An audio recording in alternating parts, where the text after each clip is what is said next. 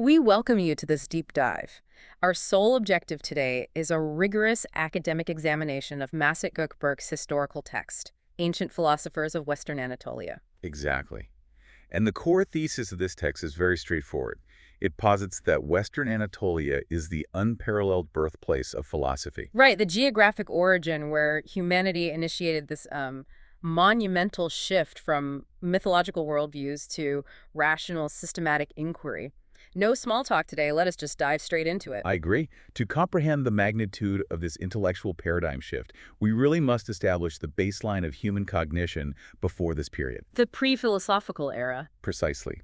Prior to the emergence of these Anatolian thinkers in the 6th century BC, the Greek worldview was defined entirely by mythos.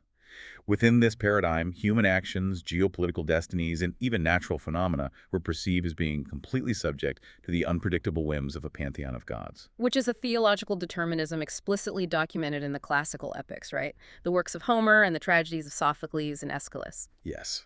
The cosmos was not an ordered system of laws. It was simply a theater of divine emotion. And this was an unquestioned, inherited framework.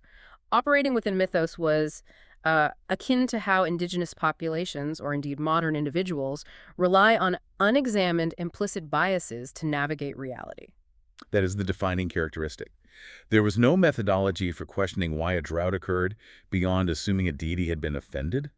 The human mind did not actively construct an understanding of the universe through deliberate cognitive effort. It merely inherited a schema? Exactly. Nature was populated by terrifying spirits and absolute divine decrees. And this perfectly contextualizes why the emergence of Thales of Miletus is designated as a turning point in human history. Because Thales executed a fundamental shift in the method of inquiry. He asked what the fundamental underlying substance, the arch of the universe, was, and he posited that it was water. But when we examine Thales's conclusion, it is critical to separate the factual accuracy of his answer from the methodology he employed. The revolution was not the substance he identified. It was the mechanism of his reasoning. Right. The factual validity of water as the arch is entirely secondary. The historical revolution lay in Thales, seeking answers through human reason and observable phenomena rather than defaulting to mythological dogma. He observed that nourishment is moist, that heat itself is generated from moisture. Yes, and that water can transition between solid, liquid, and gaseous states. By extrapolating these observations into a universal principle, he effectively granted humanity intellectual freedom.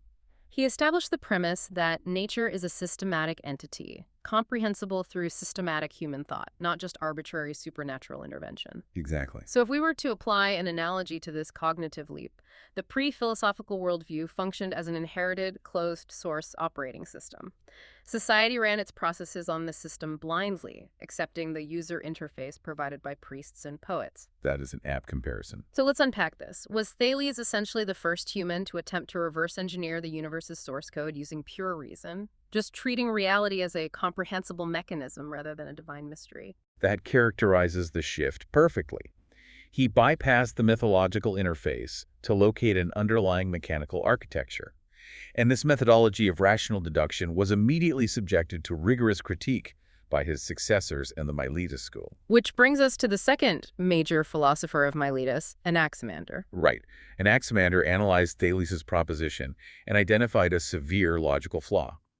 He argued that the absolute origin of all diverse and opposing things in the cosmos could not itself be a specific, limited substance like water. The logic there is quite compelling. I mean, if the fundamental substance is water, which possesses specific qualities like wetness and coldness, how could it possibly generate its absolute opposite, such as fire, which is dry and hot? Precisely. The finite nature of water inherently limits its generative capacity. Therefore, Anaximander concluded that the origin must be completely devoid of specific empirical qualities. If it is infinite in its creative capacity, it must be temporally and spatially boundless. So he introduced the concept of the acheron, the infinite, or the boundless. It is a mass of undifferentiated matter from which specific elements separate out. Which represents a profound leap in abstract theoretical reasoning. But the intellectual progression in Miletus does not follow a linear path toward greater abstraction, does it? No, it does not.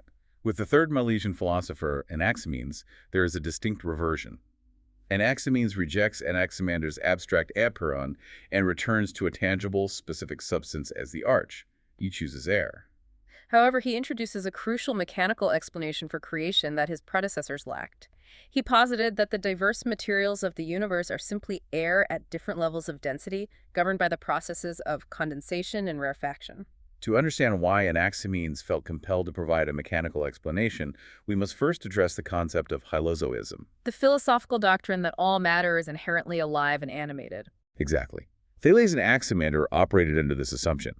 Because they viewed their arch as living organic entities, they assumed these substances naturally reproduced and generated the multiplicity of reality. Much like a plant grows from a seed, they didn't require a mechanical physics to explain creation. Right. Anaximenes, conversely, sought a verifiable physical rationale. So why retreat from Anaximander's brilliant, sweeping abstraction of the infinite back to a mundane element like air? Was Anaximenes deliberately trading conceptual depth for the ability to physically explain the mechanics of material change? That is the most logical assessment. Yeah. By defining the arch as air, he could argue that when air becomes rarefied, it turns into fire. When it condenses, it becomes wind, the cloud, then water, earth, and finally stone. It was a necessary sacrifice of metaphysical depth for the sake of observable physics. Indeed. He provided the first quantitative explanation for qualitative change. But this intense focus on identifying a primary material substance soon exhausted itself. It gave way to a much more profound conflict regarding the fundamental nature of existence. The dichotomy between change and permanence, which brings the discussion to Heraclitus of Ephesus. Historically designated as the Dark Heraclitus due to his notoriously dense prose. He was an aristocrat who deliberately crafted obscure texts to exclude the uneducated masses. And Heraclitus identifies the arch as fire. However, this is not merely the physical element of combustion. Fire, for Heraclitus, is the physical embodiment of continuous, inexorable change. Yes, he posits that reality is in a state of perpetual flux, captured in his famous assertion that you cannot step into the same river twice. Because both the river and the person stepping into it are constantly changing. Furthermore, he argues that this flux is driven by the perpetual conflict of opposites. He famously stated that war is the father of all things. But it is vital to recognize that for Heraclitus, this perpetual conflict is not synonymous with chaos. Correct. The cosmos is not randomly burning itself apart. The flux is strictly governed by an underlying universal, rational law, which he termed the logos. The ordering principle that maintains the balance of opposites within the cosmos. Therefore, ethical human behavior is defined by intellectually recognizing this rational law and aligning one's actions with it. It requires looking past the illusion of stability. We must immediately juxtapose this framework of perpetual change against the philosophy of Parmenides of Elea. He established the antithetical position. Yes, the founder of the Eleatic school. Through strict logical deduction, Parmenides argued that change is a sensory illusion. For something to change, it must become what it is not. But what is not cannot exist. Exactly. Therefore, true reality is an unchanging, indivisible, eternal, and static one. This strict dichotomy, Heraclitean flux versus Parmenidean stasis, establishes the central ontological problem for subsequent generations of philosophers. It does. But before we examine how later thinkers resolve that dichotomy, we must address another critical figure operating simultaneously in Western Anatolia, Xenophanes of Colophon. While the Milesians and Heraclitus were focused on the physical structure of reality, Xenophanes initiated a rigorous intellectual movement directed at religious reform. He launched a systemic rationalist critique against the anthropomorphism prevalent in traditional mythology. And his critique demonstrates an acute sociological awareness. Xenophanes observed that humans consistently construct deities in their own image. He noted that Ethiopians depict gods with dark skin, while Thracians depict them with blue eyes and red hair. He extrapolated this logic beautifully. He asserted that if horses or lions possessed the capacity to sculpt, they would create gods that looked exactly like horses and lions. In place of these culturally projected deities, Xenophanes proposed a single, unmoving god who exists entirely as sensory and intellectual perfection, a being that sees, hears, and thinks as a whole, without physical form. Beyond his theological reforms, Xenophanes systematically naturalized mythological phenomena. In Greek mythology, the rainbow was interpreted as the literal manifestation of the goddess Iris. But Xenophanes applied rational observation and redefined the rainbow as nothing more than fiery clouds. He systematically stripped away the supernatural explanations of meteorological events, reducing them to physical processes. So, What does this all mean? If Heraclitus is trying to isolate the universal physical law governing cosmic change, is Anophanes simultaneously trying to establish a rational theology that actively strips away human psychological projection? That is a highly accurate synthesis. They are dismantling the mythos framework from two distinct flanks, physics and theology. However, this intellectual momentum in Ionia was severely disrupted by external geopolitical forces, specifically the Persian invasion around 545 BC. The ensuing military occupation forced a massive intellectual migration. Prominent thinkers, such as Pythagoras of Samos, were compelled to flee to southern Italy. And in this new geographic center, the Pythagoreans established a radically different paradigm. They proposed that the arch does not consist of physical matter at all, not water, air, or fire, but numbers. By observing the mathematical ratios inherent in musical harmony, they concluded that the entire cosmos operates on mathematical proportions. This birthed the enduring scientific premise that nature possesses an inherent, quantifiable mathematical structure. Following this geographic dissemination, the intellectual landscape of the 5th century BC was dominated by the effort to reconcile that grand ontological conflict we discussed earlier. Parmenides' logical assertion of an unchanging reality versus Heraclitus's undeniable observable change. The philosophers who undertook this monumental synthesis included Empedocles, Anaxagoras, Leucippus, and Democritus. Let us examine Anaxagoras of Clazomenae, located in modern-day Urla. He sought to preserve Parmenides' rule that nothing comes from nothing, while still explaining the visible diversity of the world. He posited that reality is constructed from an infinite multiplicity of irreducible, fundamentally different seeds or sperma. However, a chaotic mixture of infinite seeds does not automatically form an ordered cosmos. To solve this, Anaxagoras introduced his most critical philosophical innovation, nous, which translates to mind or reason. Anaxagoras theorized nous as a purposeful organizing force. It initiated a cosmic vortex that began separating and organizing these infinite seeds from a state of chaos into the structured cosmos we observe. The introduction of nous is a watershed moment in intellectual history because it introduces the concept of teleology, the proposition that the universe operates according to a design or purpose dictated by an intelligent mind. Yet later philosophers, notably Plato and Aristotle, levied severe criticism against Anaxagoras for his limited application of this concept. Because Anaxagoras utilized nous strictly as a prime mover, he required an intelligent mind to initiate the cosmic rotation, but once the universe was in motion, he relied entirely on blind, mechanistic laws to explain all subsequent natural phenomena. He introduced a purposeful watchmaker, but relegated it to winding the watch and walking away. This partial teleological approach stands in absolute contrast to the framework developed by the Abdera school, founded by Leucippus of Miletus and expanded by his student Democritus of Teos. Yes, they constructed the comprehensive theory of atomism. In their paradigm, the universe consists exclusively of indivisible, solid material units traversing an infinite void. Crucially, these atoms possess no inherent qualitative differences. They differ only in quantitative attributes like size, shape, and spatial arrangement, Which represents the formal genesis of strict materialism. If atoms only possess geometric properties, then how do we experience a world of vivid colors, sharp tastes, and intense heat? Democritus argued that all qualitative sensory experiences are mere illusions generated by the interaction of these geometric atoms with our sensory organs. The sweet taste is merely the sensation of smooth, round atoms gliding over the tongue, while a sour taste is the physical puncture of sharp, angular atoms. True reality is purely quantitative geometry in motion. And Democritus was uncompromising in this application. He extended this mechanistic framework directly to human consciousness. The soul is not a divine immaterial essence. It is physically composed of exceptionally fine spherical fire atoms that distribute themselves throughout the body. Mental activity is simply the physical movement of these atoms. This materialist foundation directly dictates Democritus's ethical framework. If the soul is a physical mechanism, then happiness, which he termed euthymia, is not a divine reward. It is merely the balanced, unperturbed, and gentle movement of these fine fire atoms within the physical boundary of the soul. This state of atomic equilibrium is achieved through intellectual wisdom and the systematic eradication of empty fears. Specifically, the irrational fear of the gods and the fear of death. It is a profound, rationally deduced ethics. When you understand that lightning is a collision of atoms, not a weapon thrown by Zeus, the fear dissipates and atomic equilibrium is restored. Here is where it gets really interesting. We have Anaxagoras prioritizing the pursuit of knowledge for its own sake and introducing an intelligent designer through nous. Yes. Conversely, we have Democritus, entirely devoted to understanding blind material causality.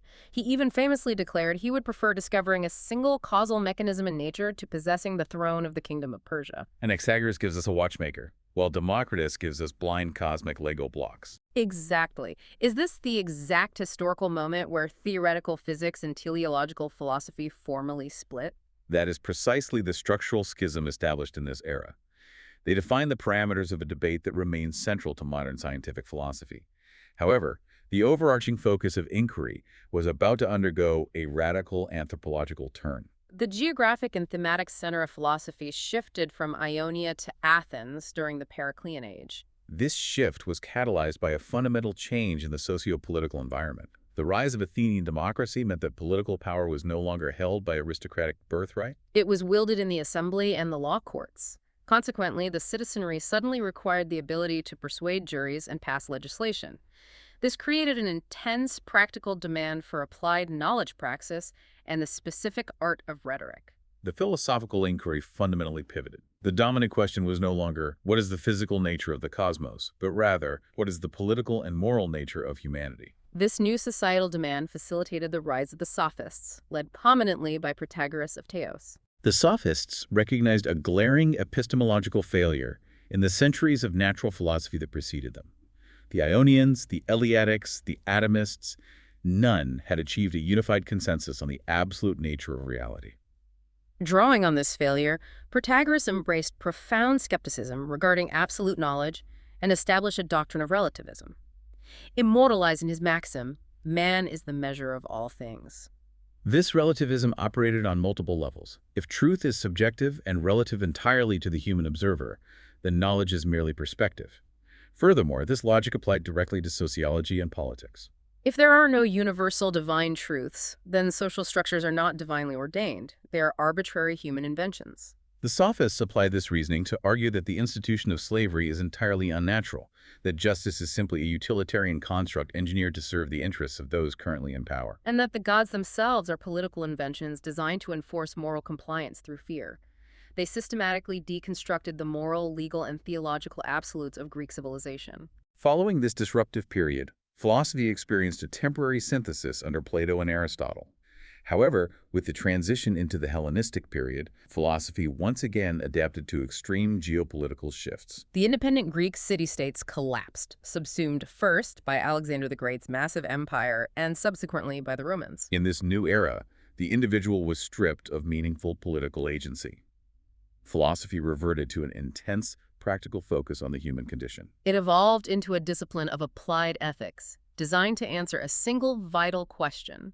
How does an individual maintain sanity and live a good life in a vast, uncontrollable, and often hostile world? 3 major Hellenistic ethical schools emerged to answer this, all possessing deep Anatolian roots. First, skepticism.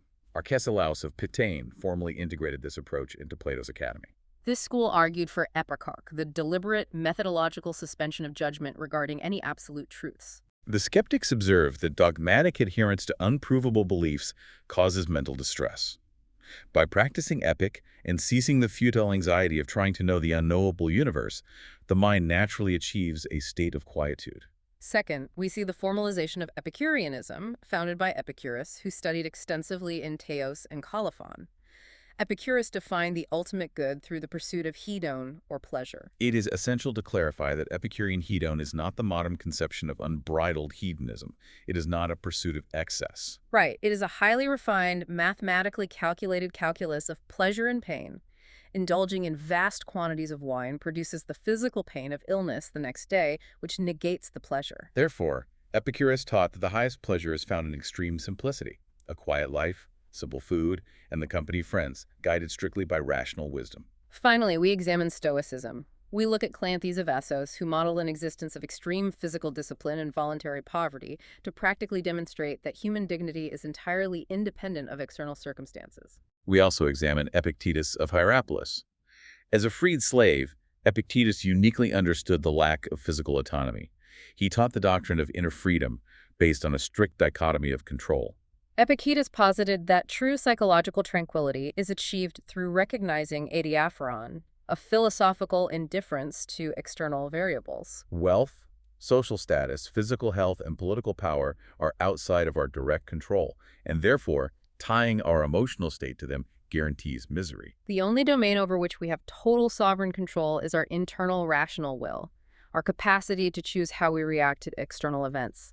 These Hellenistic schools effectively transformed philosophy from a theoretical cosmological pursuit into an applied therapeutic discipline.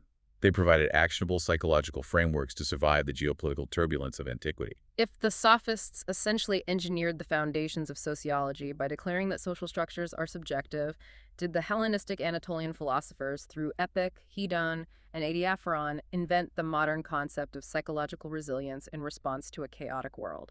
I would argue they absolutely did. However, as the historical text outlines in its final arc, this profound intellectual trajectory from mythological fear to rational independence eventually faced systematic suppression. With the conclusion of antiquity, philosophy was subordinated to religious dogma throughout the Middle Ages. The requirement to accept inherited, unexamined theological truths returned, effectively dimming the light of Anatolian reason for centuries. It was not until the Renaissance that this specific intellectual methodology was resurrected. The rebirth of the rational analytical spark that was first ignited on the shores of Miletus by Thales. As we conclude this examination of Gökberk's historical treatise, we leave you with an academic provocation directly tied to the text. Please. Today, our contemporary society relies increasingly on automated algorithms and digital oracles to process massive amounts of information and formulate decisions on our behalf. Are we abandoning the hard-won rational independence of Thales and quietly slipping back into a new era of unexamined technological mythos?